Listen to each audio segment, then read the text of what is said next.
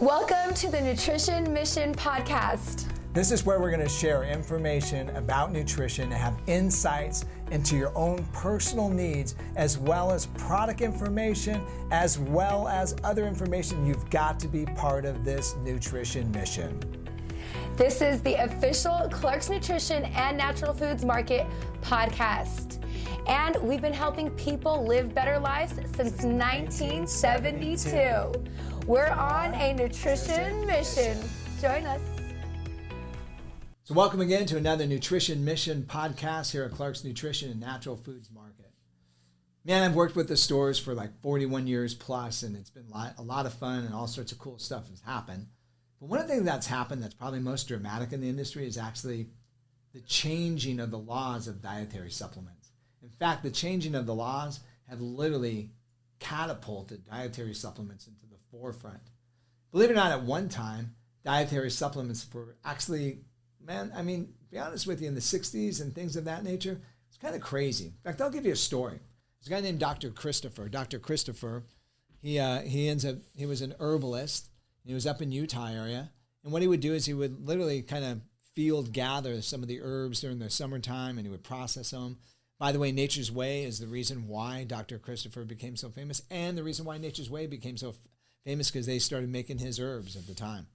So what happened was he would kind of work with people, and when I say work with people, he just kind of, let's say somebody called up and they said, hey, I have a broken leg, right? Dr. Christopher would say, well, let's put some herbs together and let's kind of make a decoction and let's make a salve, and here's a salve, you work with that. Obviously, you go to the doctor and get it reset, but if you want to heal faster, and let's use these herbs, right?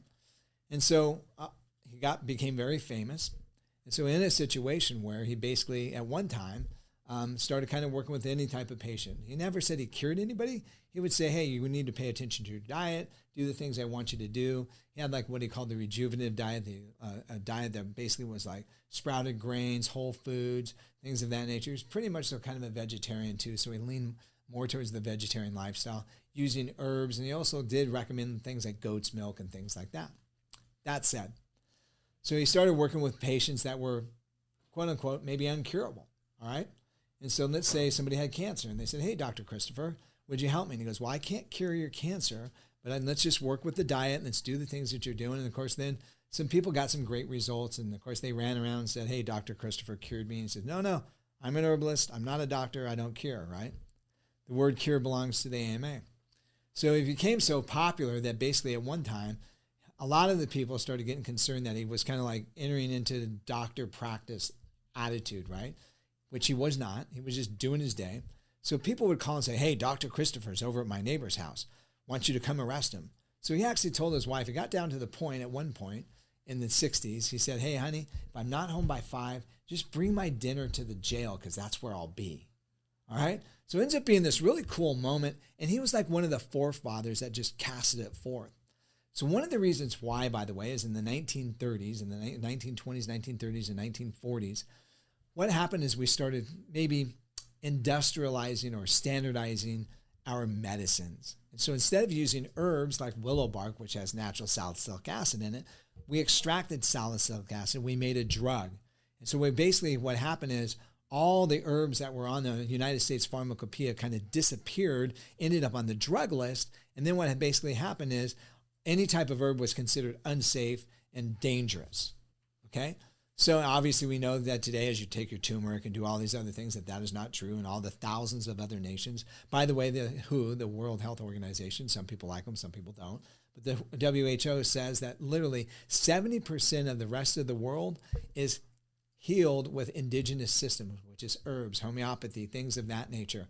In the United States, literally 50% or better of all the drugs consumed are consumed here in the United States. We consume more drugs than most nations do, and where our population base is much less. So that said, the drug company really started focusing and started pushing their agenda, so to speak, which was it needs to be pure, it needs to be standardized, it needs to be this. As we know, Europeans during that time actually did a different thing. They went in a different direction with herbs, And they started standardizing herbs and actually looking at the active ingredients and started creating what is known as the German Commission E, which actually taught you how to use herbs and actually for ailments and things of that nature. Obviously, go back further, traditional Chinese medicine as well as Ayurvedic medicine has been using herbs and things like that for thousands of years, all right? So nothing new.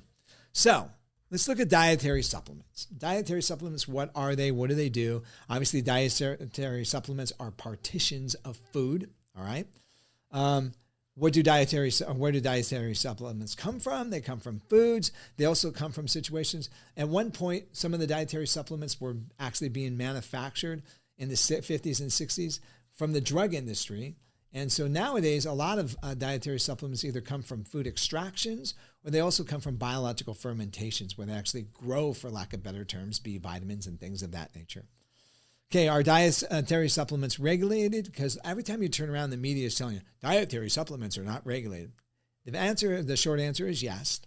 All right. And so one of the things that we're going to do is we're going to kind of look at the details of this as we go through this. All right. So first of all, dietary supplements are considered supplements in various different things. And what is a dietary supplement? A dietary supplement is, in fact, let me give you the full definition. Any product other than tobacco intended to supplement the diet that contains one or more of the following ingredients: vitamin, mineral, herbs, or botanical, amino acid, metabolic constituent. What's a metabolic constituent? That's like a big word. So your body takes food, for instance, converts it into energy. The way it does that is it digests it, the proteins, amino acids that go to the cell, and then the cell takes it, for lack of better terms, digests it again and creates ATP. So if you had ATP and put it on the market for a pre-workout, that's considered a metabolic constituent. By the way, ATP is a great pre-workout product, especially if you're doing 1 rep maxes on the bench, all right? So those are classified typically as what we call nutraceuticals. The other thing that's on there is any concentrate or derivative of any combination of the above. So let's just talk about fun stuff. So one of the things that's real popular right now is black cherry juice and black cherry juice extract and tart cherry juice. What do they use it for? They use it for gout. They use it for muscle soreness. They use it for muscle recovery. So it's actually just a juice. Slips into, if you start working with a label difference, and we're going to talk about the label difference in a minute, that could be classified as a supplement. If you take it, take the extraction, powderize it, put it into a capsule, and now put it in a pill form, now you'll notice instead of being a food supplement, it's where it says nutritional facts information, it says supplement facts. That becomes a dietary supplement. So that's like a short version to understanding what that means. So now let's talk about regulation. So for a long time, dietary supplements, as the industry was growing, was really kind of a loose group. It wasn't really fully regulated properly. And so that's kind of where the media kind of comes up with its deal. So a lot of times what happened with the FDA, they had the autonomy to basically look at something. They go, we just don't think that's safe. You need to take that off the market. So we actually started lobbying and started fighting. A couple of different organizations called the NPA, the Natural Products Association, Citizens for Health, and some other different groups actually started banding together, got the lawyers, got the doctors, got the science, got everything. And we actually passed in 1994 a bill called the DSHEA, the Dietary Supplement Health and Education Act of 1994. Clark's Nutrition, Ray Clark, was extremely influential in this, went and lobbied often, many times, in Washington as well as the California state, things of that nature. Why was that so important? Well, a lot of people obviously were starting to use supplements. They were using it for a lot of different things. For instance, Dr. Jonathan Wright, a naturopathic doctor that was up in Seattle, Washington, actually got raided, handcuffed, and taken out of his office as they scoured through it because he was using dietary supplements with his patients. They said, you can't do this. So all these things were, the FDA was like all over the place, and everybody was like in fear of the FDA. All right. So there needed to be unobstructed access to dietary supplements. But then at the same time, what we also needed to have was regulations to where we knew they were safe. So we're going to kind of talk about that in a minute. So most people, by the way, who take supplements now today have no clue about the DSHEA Act. They don't have any ideas, about, what it is. Obviously, it's been 1994. That's many years ago. By the way, it seemed like yesterday that we actually took black sheeting and we actually put it over all the supplements and things that were in danger of being removed from the market, because at the time, the guy that was in charge of the FDA wanted all dietary supplements off the market. So that's it. I want them just to be drugs. Simple as that. So one of the things that happened was we actually literally put black sheeting all over the supplements and things of that nature. We took the American flag, hung it upside down on our building, and we called from some of the different types of senators and things to come to our store. And we were talking to them about the needs for this. In fact, the petitions that were signed were more than the petitions that were signed for the wars that were typically done in Vietnam. There was more petitions than any other petitions in the United States ever under the Dietary Supplement Health and Education Act. That said, a couple simple facts. The DSHEA Act recognizes concerns about the quality of dietary supplements and authorized the FDA to establish a separate dietary supplement GMP regulation model of good manufacturing and regulation processes. And it's regulated under foods because they are partitioned as foods. They are not drugs. And we'll talk a little bit about that. So what does it mean, good manufacturing principles? Well, a lot of companies would actually manufacture things and they would cheat on the potencies and things of that nature. That was one of the things that was so beneficial about a drug. It was under the USP regulations. It had to be 80% of the dosage. So for instance, if you've got an aspirin, it's like 100 milligrams. It had to be 80 milligrams or more. And it couldn't exceed 120%. By the way, that's the difference between a store-bought brand and a non-store-bought brand. A mainstream brand typically is going to be 100% of the recommendations on the bottle. So there also was pre-DSHEA ingredient things. So that we basically wanted other ingredients after the DSHEA to be put through a system of checks and balance. So it was okay. All the ingredients up to that point were considered safe and usable, including NAC. You might have heard about NAC recently. We also wanted adverse events reported. So we ended up with a responsible situation where adverse events actually have to be reported now. So the other thing we wanted was we wanted the ability to tell what it was for. So when you look at this, this is ester C. And it says basically on the label right here, ester C is a unique breakthrough vitamin C formula containing naturally occurring vitamin C, and what it's good for. And it helps with immune function. It helps with this. It helps with that. So ultimately, what does that mean? It means this. It means that how does vitamin C work in the body? That's what we call a structure function claim. So we can actually put that on the label. Another common one would be like vitamin D. What is vitamin D for? The other thing that we wanted is we wanted the bad actors out of the business. We wanted the people that were sitting there on Dateline or whatever, night television, telling you that vitamin C would cure cancer when it doesn't, that vitamin C would do this when it doesn't. So what we wanted is the FTC to start regulating these guys and deal with them because they give us all a black eye. So what ultimately did is it gave the FDA and the FTC power to start dealing with it. So not only did we take it and put it in a food branch, why would we put it in a food branch? Dietary supplements are pieces of food, has a structure function claim. If it has science to back it up with multiple scientific research, you actually can make suggestive ideas on where it would benefit the body. What it isn't, it's not a drug. You don't need to pass double-blind studies for it. You don't need to do all these different things to ensure the safety because it's basically a piece of food. It's not a substance that's ultimately a drug product, all right? So the other thing that we wanted was third-party literature. And what that third-party literature meant was this. For years, what would happen is people in the 1980s would sit there and talk about how this product worked for them and made their headaches go by and did this and it did that. And so those were what you call testimonials. We started saying, no, we want science. So we actually require, if you're going to have any type of ability to make any type of statement, that there's actually double-blind studies that are done on it. So we did professionalize it to that moment. And finally, we asked for NDIs, new dietary ingredients. They actually have to pass safeties. They have to pass toxicity studies. They have to pass all these things to know that it can be consumed like a food. All those things are now in place. It took years for that to take place. Literally, when it came to the manufacturing testing of the FDA going out to the manufacturing facilities wasn't complete until 2007. Adverse events weren't complete until 2010. And then recently, just a couple of years ago, came some new dietary ingredients. Ultimately, new dietary ingredients have to be proven.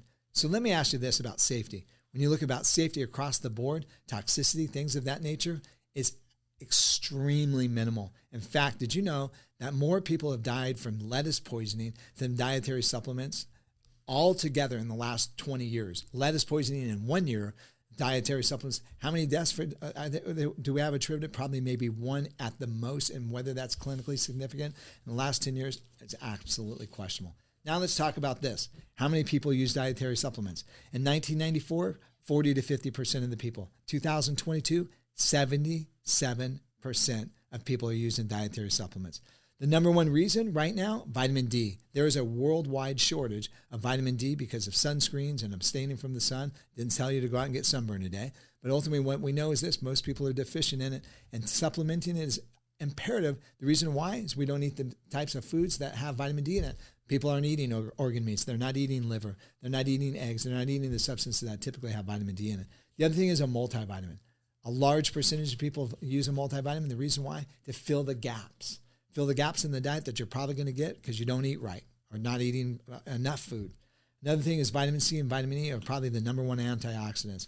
So when we look at the things with the FDA, when it regulates with dietary supplements, you don't need a pre-market approval. What that means is like double-blind or triple-blind testing on a product to actually make it a dietary supplement. For instance, like Prozac had 5 double-blind studies. It failed 3 of them, but it passed 2, so they took it. All right? So pre-market notification, yes, you do. Labeling, yes, you do. Mandatory adverse events, yes, you do. GMP manufacturing, yes, you do. In an FDA-regulated facility, yes, you do. Facilitated registration with the FDA, yes, you do. Advertising checked by the FTC, yes, you do. With the exception of one thing, which is the pre-market approval, it meets what is known as almost all the needs that you can meet, making it one of the best things possible. Let me ask you this. You think we're in a safe zone? No, we're not. One of the things that's always going on is there's always pushes by the government, a lot of times by the senators and things of that nature. They want to take a sharp look at the dietary supplement because it's growing. So a lot of times there's concerns like weight loss products, things of that nature. And so ultimately what happens is there's a push by different senators. Hey, we want to go after the DSHEA and we want to tweak it. We want pre-market approval like drugs. Or we want to oppose like restriction or access to different dietary supplements. We also want like people to ban supplements. Like in New York, they want to ban sports nutrition creatine because they thought it was harmful. And they actually found out later on that creatine used by high school athletes, actually when they got concussions, prevented them from getting brain damage. So they're rethinking some things on that. So what I would suggest is this. What you want to do is you want to get activated. You want to be part of the NPA. Jump online, Natural Products Association, the NPA. Look at it, get some information from it, understand it. Be in a position to where you actually know what's going on. Media hype is media hype. Remember, if you're not selling fear, you're not selling fires, probably no one's watching the news. So when it comes to dietary supplement, not to be on fire and not to be on fear, but ultimately be aware. Hopefully that'll give you a little bit of information, put you in a good spot. Definitely recommend going to the NPA, maybe just reading a little bit. Another great site too, by the way, is the Council for Responsible Nutrition. They're another lobbyist activist group that does an incredible job, talks about the dietary supplements, and does a great job doing that. All right, so you're well informed, you're ready to go. Thanks again for listening to another episode here at Clark's Nutrition and Natural Foods Market. Thank you guys for joining us today on our Mission Nutrition podcast, the official Clark's Nutrition and Natural Foods Market podcast. We've got another exciting episode for you next week, so be sure to review, subscribe, follow us, and stay connected. Absolutely. Be part of it. We've got so much we're going to share with you. It's going to be an amazing ride. We'll see you next time.